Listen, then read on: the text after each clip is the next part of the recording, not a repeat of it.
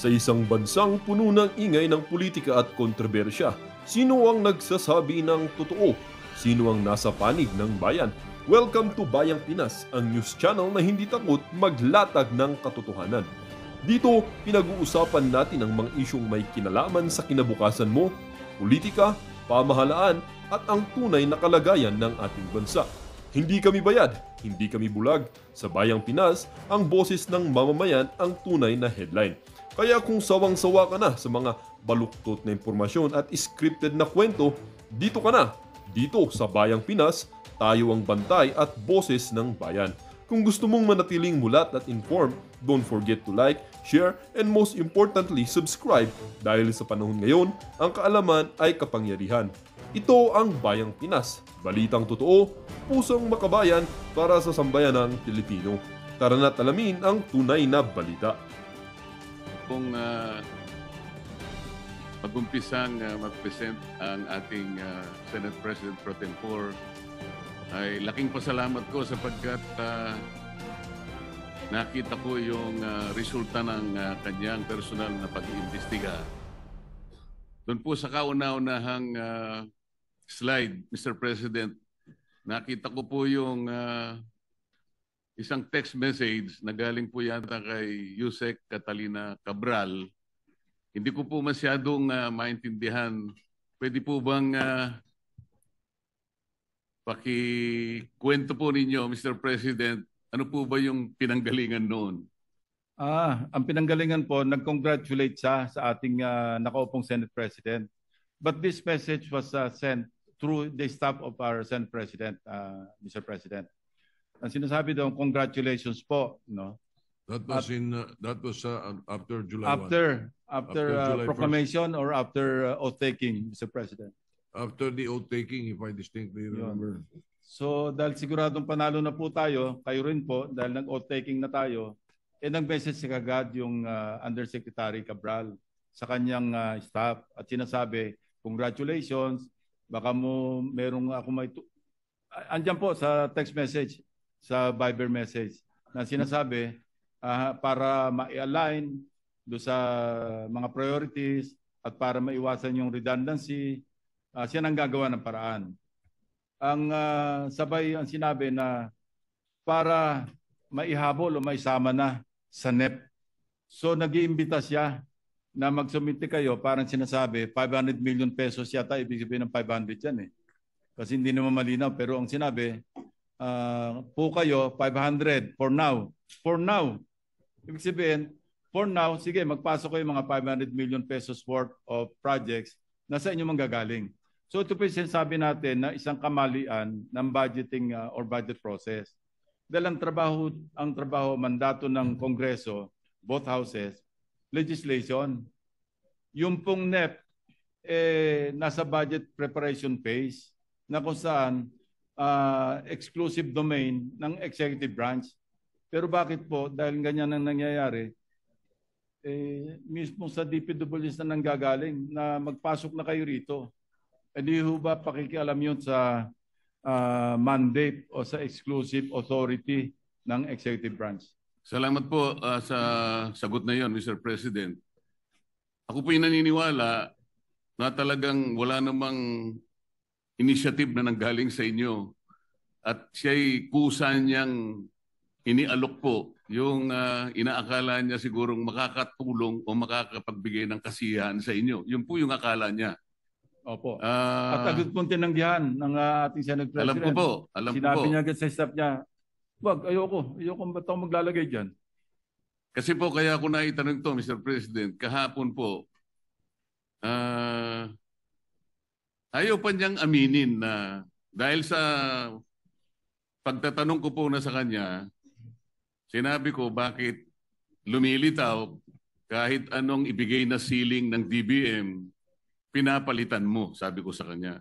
Ayaw po niyang aminin yon, wala raw po siyang kinalaman kung ang pag-uusapan ay yung paglilista.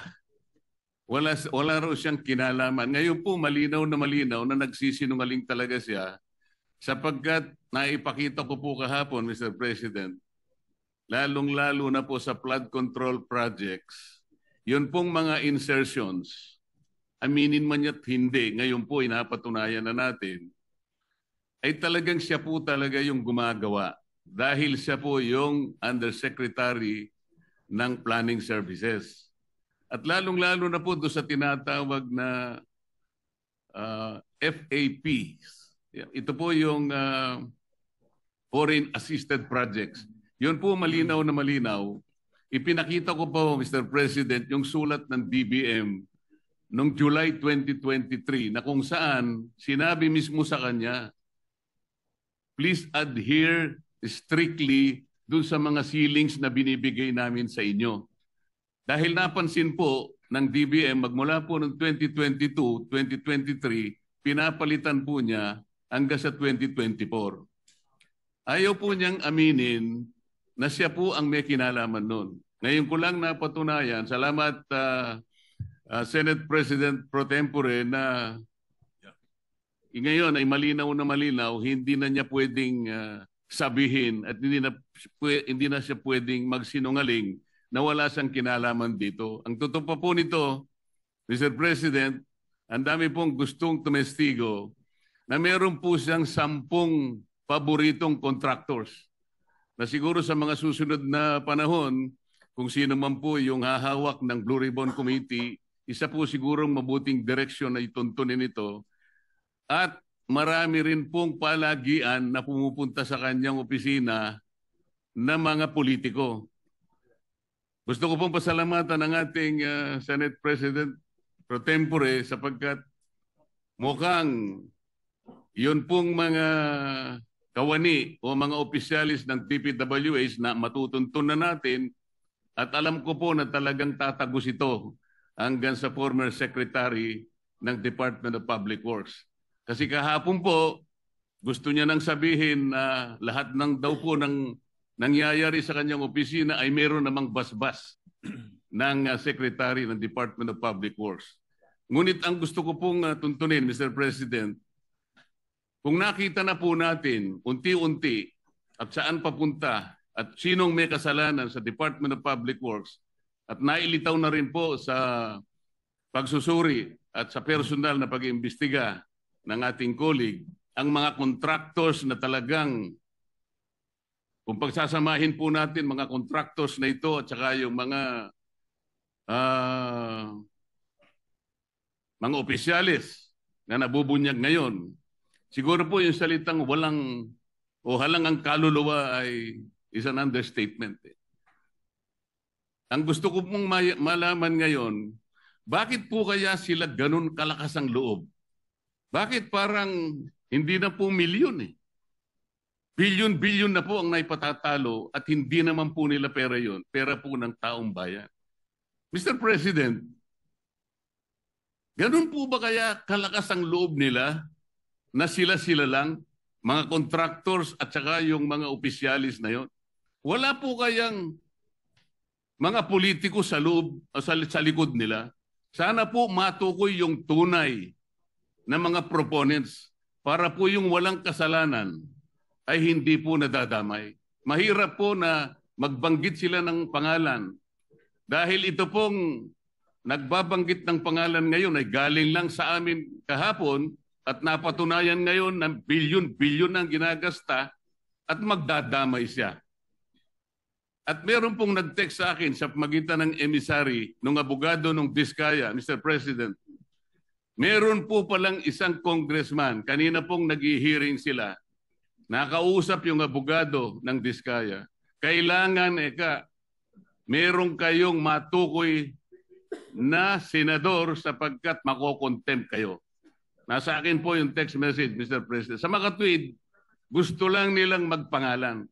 Hindi po mabuti yun. Kailangan po, sa tulong na rin po ni Senator Lacson, total, naumpisan na yung mga contractors, naumpisan na itong mga kawani at opisyalis ng DPWH na talagang kandidato na po talaga sa impyerno, matukoy po talaga kung sino-sino po yung palaging kausap ni Yusek Cabral na sila po yung sindikato dito.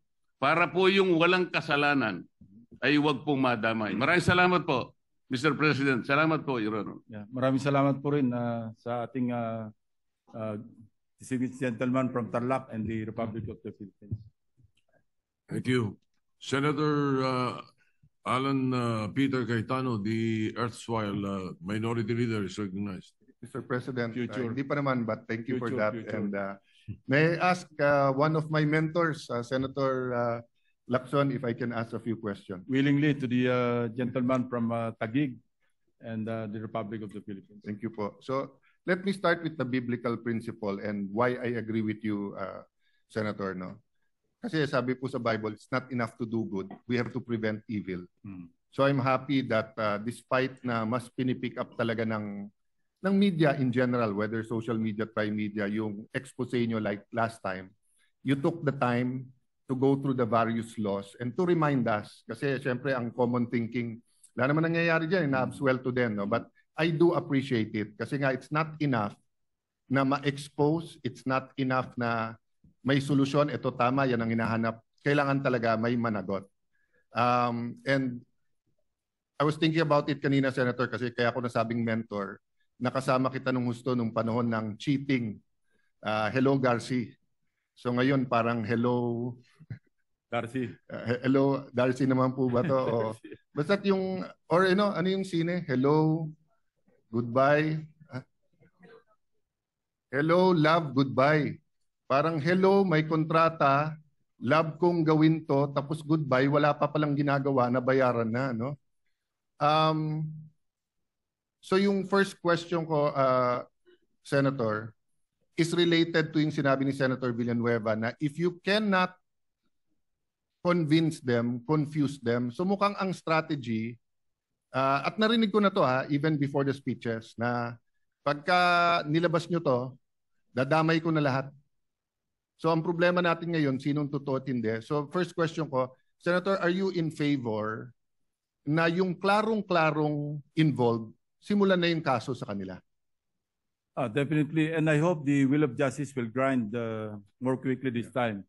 Kasi habang nakakulong sa atin, custody, no, nasa custody natin si Bryce Hernandez dahil na-contempt siya kahapon, kung mabilis lang sanang makapag-file ng kaso, no, starting with a complaint to be filed before the Ombudsman or the Department of Justice, mabilis po rito yung malversation through falsification. Kasi kung plunder po yung ating ipafile, alam mo naman natin, 10 taon, 12 taon, tapos may speedy trial pang i-invoke. So kung malversation, mas mabilis kasi ang threshold amount is more than 8.8 million. No bail na po ito. Of course, naipen po ito ng isang retired Supreme Court Chief Justice at yun yung umiiral na batas na kung saan mas madaling improve Kasi tulad nito, malinaw na kulang-kulang yung pirma, hindi naman kompleto, mga litrato talagang halatang pinalsify, swak na swak po and I would say open and shut case kung ipapile. And I intend to submit, as I already promised, committed to him, to Secretary Vince Dizon, lahat po ng aming nakalap, lahat ng dokumento, lahat ng attachments, ibibigay ko sa kanya para kung ma-constitute na yung independent commission para magpa-file. I think they're just waiting for the issuance of the executive order. Para na sa ganun, ma-transmit na agad at masimula na agad yung pagpa-file ng complaint. Kasi hindi rin madali. Medyo process yung preliminary investigation. Kung ombudsman man yan, baka mamaya idaan pa sa fact-finding investigation. Hindi agad-agad mag-PI. So yun po yung ating problemang hinaharap. Na kaya nawawalan ng gana yung ating mga kababayan sa tagal. Yes. Actually, Sir President, nasagot mo na rin yung susunod kong tanong, which is, well, technically, which is, will you be in favor of partial committee reports kung klarong-klaro? Kasi nga may sistema na rin ang ombudsman na pagka nang galing sa Senado o House, no? So I know it's fraught with dangers and you don't have to answer me now, but just to your point, di ba, na if the investigation takes us till the end of the year sa dami at saka pa tayo mag-committee report, may pangalawang debate dito sa committee report. Pero halimbawa, may nakita na kayong, as of now, Mr. President, ilan po yung nakita nyo na ghost na klaro? Napakarami. Sa Bulacan po, hindi lang namin sinama Ang bilang namin, mga 30 eh. So for example lang, Mr. President, no?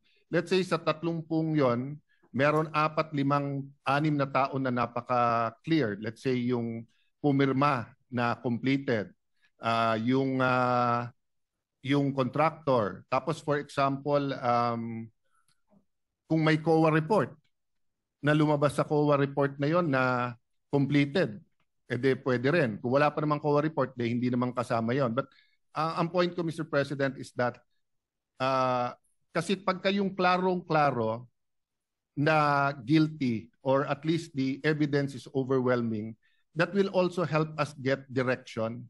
Pero kung hihintay natin ilan, paano kung ang involved dito, 1,000, 2,000, 5,000 tao, guguluhin lang po nila.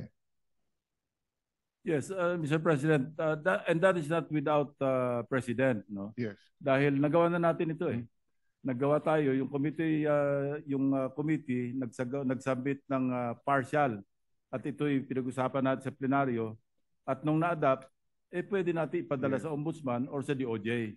And Mr. President, it will not affect the case. So, it will not affect. So meaning if we find out later on that there was a legislator or a secretary or a undersecretary involved, you can still file the case. Kasi ang masama po, di ba, kung final na natin ngayon laban sa 5 tao, tapos bawal mo na i-file against 3 tao, yung 3 tao na yun ay mastermind, then we agree it will be a partial whitewash. Pero hindi, this is not the case here. No, the case here is that if in the course of investigation may lumabas na equally as guilty or mastermind or accessory or accessory after the fact, pwede pa naman pong kasuhan yon.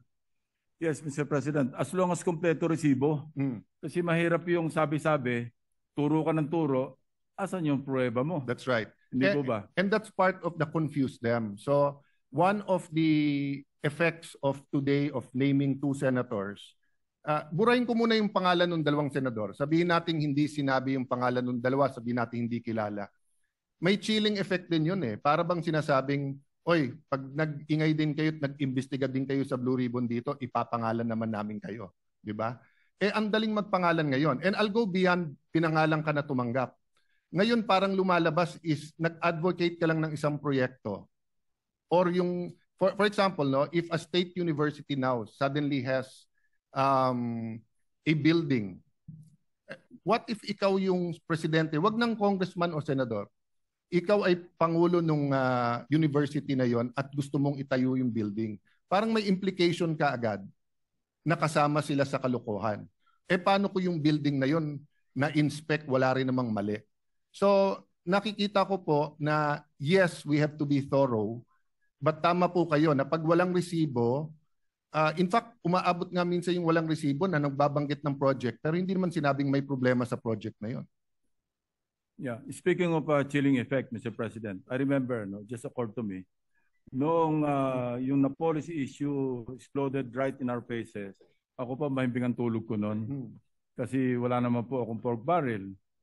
So, mahimbing ang tulog ko. Hindi ako nag-aalala na kinabukasan, pagbukas ko ng dyaryo, makikita ko yung pangalan ko doon.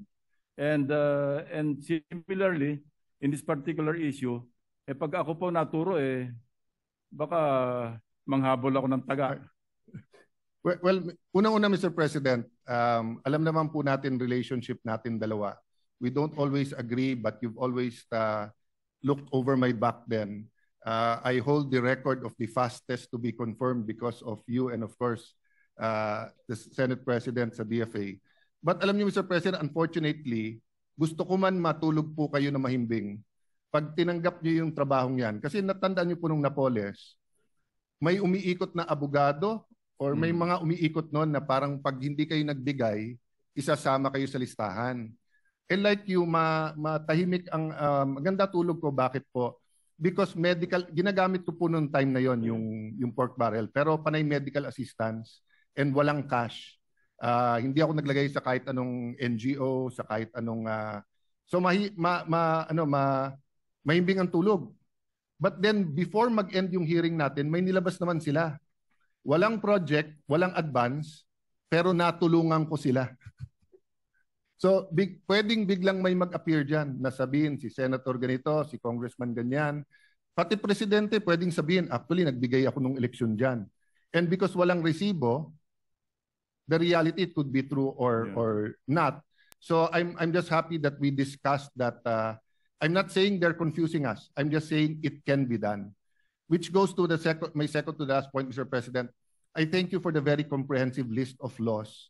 Kung pwede lang po ako magdagdag ng isa. Sige po. Kasi the benefit po of having a Senator Lacson is he was not only an ordinary policeman, a chief PNP, and also, what was the official designation sa PACC?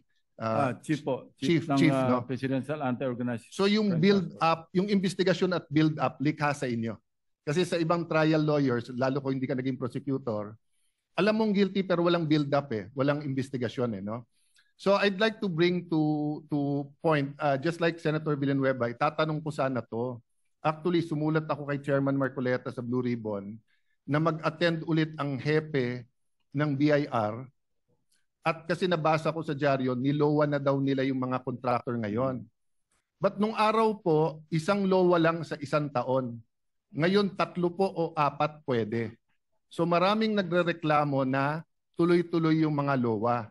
So gusto ko sanang malaman, kaya sumulat ako, pinapacheck ko sa staff ko kung sumagot ang BIR. In the last 3 years kaya, itong nakakakuha ng bilyon-bilyon, na-issuean kaya to ng LOA ng BIR, ng regional directors? And if yes, ano yung resulta? Kasi kung ghost, Mr. President, diba, makikita mo sa audit Ang point ko, Mr. President, gusto ko idagdag yung Al Capone theory. Na pag hindi mo mahuli sa murder, sa smuggling ng alak, sa prostitution, sa smuggling, pero kitang-kita yung pera, pwede din natin idalihin yan sa tax evasion. Yes, I fully agree, Mr. President. Ang problema, as pointed out by our Senate President during his interpellation, sinabi niya merong isang contractor, ito yung Alpha and Omega, may kaso na sa Court of Tax Appeals, nirenew pa uli ng pickup yung kanyang lisensya. So how can you reconcile kung hindi systemic yung corruption? I don't know what is. Yes. Ano? No, I agree. But someone we know very well commented and was congratulating you. But sabi din niya, o tandaan natin, hindi lang DPWH, marami pang iba. I think nabanggit niya BIR. Siya nagbanggit, hindi ako.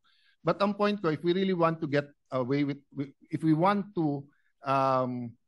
them to get away, we do not address the culture. And I think this has been your life's work, not only to expose, but to, that's why nga, that's why nga pagdating sa pork barrel, you decided na, hindi na, because you want to get away, you want to take away, not get away, you want to take away that culture. You want to replace that culture with a culture that doesn't promote corruption. So natutuwa ako na yung customs, umakto kaagad, hinabol yung mga sasakyan. Natutuwa din naman ako sa BIR na nag-issue kaagad, tinignan, nag-issue ng LOA, I think mag-executive session bago nila i-submit. But I want to look deeper, Senator Kuya Ping, na sana matignan din natin ano pang ibang ahensya ang pinagtakpan tong mga, kasi ang isang tinitignan ngayon ng BIR, social media. Pero kung makikita natin yung tinagurian Nepo babies, grabe po yung yung kayamanan nandun So ordinarily, kung anak po yan ng mga oligarchs natin, na BIR na yan For all I know, baka na BIR na. Hindi ko lang sure, but baka pwede nating tignan. And the last point, Mr. President, may I request your staff na ibalik dun sa text ni Yusek Kati. May isa lang po akong comment kung papayag kayo. That's the most popular and most demanded part of the privilege speech. Pakibalik nga uli yung text message. By the way, I asked the permission of the Senate President if I could... Yes, of course, Mr. President. And of course, Mr. President, we are covered by immunities and by plenary power precisely so that, in aid of legislation, we can do this. And yung blue ribbon goes beyond in aid of legislation. So sabi pala ng staff ko, sumagot ang BIR, pero yung dokumento at detalye sa executive session. So I look forward to that.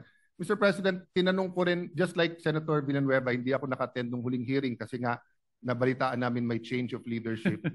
Hindi rin kami naka-attend kasi busy kami nagbibilang ng numero. The hearing before that, natanong ko si Yusek Kati kasi may tinatawag na IAW which is 3.5% ng lahat ng project. Yes. At part dito po yung testing, yung pang-monitor ng project. Sa 3 taon, umabot ng 100 billion na napupunta sa DPWH. Sa central office. Pwedeng sa central office, pwede din pong Alam niyo, Mr. President, isa ito sa pwedeng tanungin sa budget deliberation natin. Dati 0.5 lang yan Yes. Bakit tumaas na naging 3.5 na? Medyo napakalaking bawas yan doon sa dapat gastusin sa proyekto. So sa 1 trillion a year, that's 3.5%. So sa 3 years, di ba? Gaano kalaki yan? But ang point ko po, biglang hindi lang amnesia Parang ang sagot ni Yusek Kati panay hindi niya alam, etc. Tapos tinanong ko siya doon sa geotagging. Sabi ko, nabanggit ngayon ni Senator Mark na may geotagging. Hindi din daw niya alam dahil sa planning. So I just wanted to point out. Mr. President, if I may interrupt, yung geotagging na yan, panahon pa ni Secretary Singson. Ginagawa niya na yun Pagka meron tayong budget deliberation at nandiyan sa plenaryo, magtanong ka sa kanya ng yung status ng isang proyekto. Titingnan niya lang sa iPad niya, sasabihin sa iyo So the point I want to make, Mr. President, is parang sunod-sunod ang sagot niya na hindi niya sakop, hindi niya alam, hanggang tinanong ko siya na meron naman kayong Exicom. Pero dito po sa text message, ang linaw sabi niya, tingnan niyo para ma-vet ko. Redundancy, overlap, prior funding, correct location, alignment of national priorities, and consistency for menu of local projects. So, one, malinaw na yung insertion ay hindi lang legislators at hindi lang sa BICAM. Sa pagpapagawa pa lang ng NEP, pagka malakas ka dun sa departamento, pwede mo ipasok, except that mas may guidelines sa umpisa. But number 2, it just shows that yung sagot ni Yusek Kati is so different from her text. Kasi sa text pag tignan mo, parang napaka-organizer. Tignan niyo po, di ba? Titignan kung may redundancy, ibig sabihin kung yung past project na pinasok mo, pinasok na ng Mr. iba. President, I'd like to believe na pro forma yun. Yes. Pero even if standard na sagot niya yan. Even if pro forma, even if staff niya yung magche-check, ang pro forma yung text na yun. Yes. But ibig sabihin, Senator, ang layo sa sagot niya ng, sir, hindi ko departamento yan, hindi ko alam. Diba? So I'll stop there, Mr. President, and look forward to what else this chamber will find. May I just make one comment? Marami kasi nagsasabing walang mangyayari sa hearings. Democracy is messy. But having a Blue Ribbon Committee, having the House Committee, having an independent body, having COA, having BIR, whether it was the ZTE, whether it was the fertilizer scam, whether it was Pharmally, it has shown that the combination of investigations ferrets the truth. It also has been shown that confusion or yung turuan or yung squid tactics can happen. But let me just affirm my personal view that napaka-importanting tool ng Committee on Public Accountability ng Blue Ribbon, and I look forward to working whoever will be designated by the majority. Thank you very much, Senator Lacson. Thank you. Mr. Senate President, salamat po. Now that you mention it, perhaps we should inform the public. I know most of them many are watching. I've heard through not only social media but mainstream media that bakit ba nag-iimbestiga pa sila? Yung tanong bakit daw ang Senate nag-iimbestiga? Iniimbestiga ang sarili nila. Yung House nag-iimbestiga, iniimbestiga ang sarili nila. I think they have it wrong. We are inquiring in aid of legislation. Kailangan ulit-ulitin natin yun na ito ay recommendatory. Wala tayong prosecutorial powers. But this would aid in the bills and the laws that we would want to pass. And Mr. Senate President, siguro yung ibang nag-comment na yun, even if it's coming from a good place, hindi alam yung dynamics sa Senate. Correct. So halimbawa may 10 senador, kahit yung chairman ayaw niya imbestigahan yung isang senador, kahit sino sa 10 ay pwede magtaas ng kamay at magsabing, can you submit these documents, can you answer, etc. Yes. No? And for example po, hindi natin pwedeng tawagin yung senador na yon. But then if it becomes clear, anyone can file an ethics committee complaint. And in the ethics committee, may karapatan tayong at least through the tamang, kung hindi naman natin ma-require na mag-attend, mare-require natin sumagot eh. So I just sisegundahan ko lang, Mr. President, na valid yung parang hindi nyo pwedeng imbestigahan yung sarili nyo, pero hindi po valid na walang halaga yung investigasyon na to. At pag nalaman nyo yung dynamics ng Senado, makikita nyo po, no, na maraming kabutihan lumalabas sa lahat